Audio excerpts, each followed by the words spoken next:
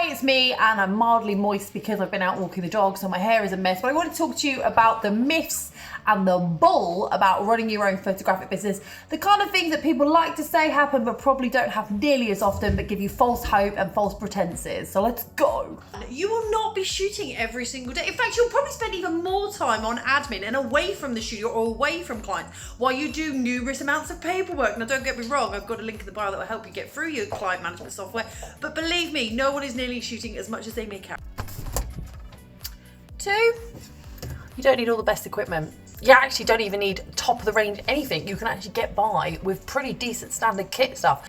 Having insurance is non-optional. You should have insurance. You should also have some accountancy system, because guess what? If you're charging, you need to be accounting for it. Don't believe when people say, I don't edit any of my images. There's going to be some editing. Even if they're only shooting a RAW, they're converting to JPEG, that's still classed as editing, kind of. A lot of people will make out they've got loads of paid work when actually they haven't. They're just shooting for content. Also, you will undoubtedly get bought a camera lens mug. I have 7 and counting. Work-life balance is important. Consider getting it in check. You actually need to have a plan. Business plan, marketing plan. You actually have to have a plan to get your big pants on and let's sort it out. Someone will not like your work no matter how much you do. You just got to get used to it because you cannot be everything to everyone. There'll be some months where you literally make $0. So you need to plan for that because something like a pandemic could hit. You do not need to buy every preset going. Hi, you actually don't even need a huge social media following because your clients don't care about that so much. You aren't here for the vanity, you're here for the talent that is yours. And that is not measured by followers because we all know people can buy those.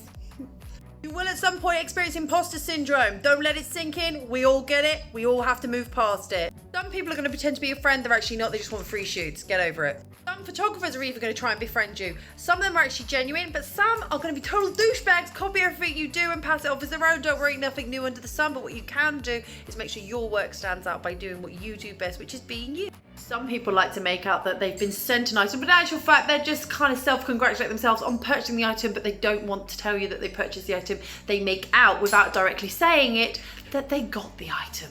You'll have delusions of dressing quirky and cool, but believe me, when you start shooting weddings, out come the comfy shoes.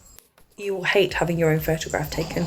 You will be invited to parties, events and shows where you are literally there because they want a cheap photographer because they don't want to pay for it. Your +1 will permanently be your camera.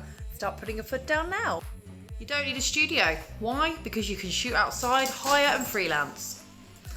Having a studio does not make you more professional. It just means you've got a place to hang out and more bills to pay. Do you have any more you want to add? Put them in the comments below so we can all laugh and agree with you. You know you have some. Don't forget to like, share and subscribe. Thank you so much. And from me and my dogs that are being really noisy in the background, have a great day.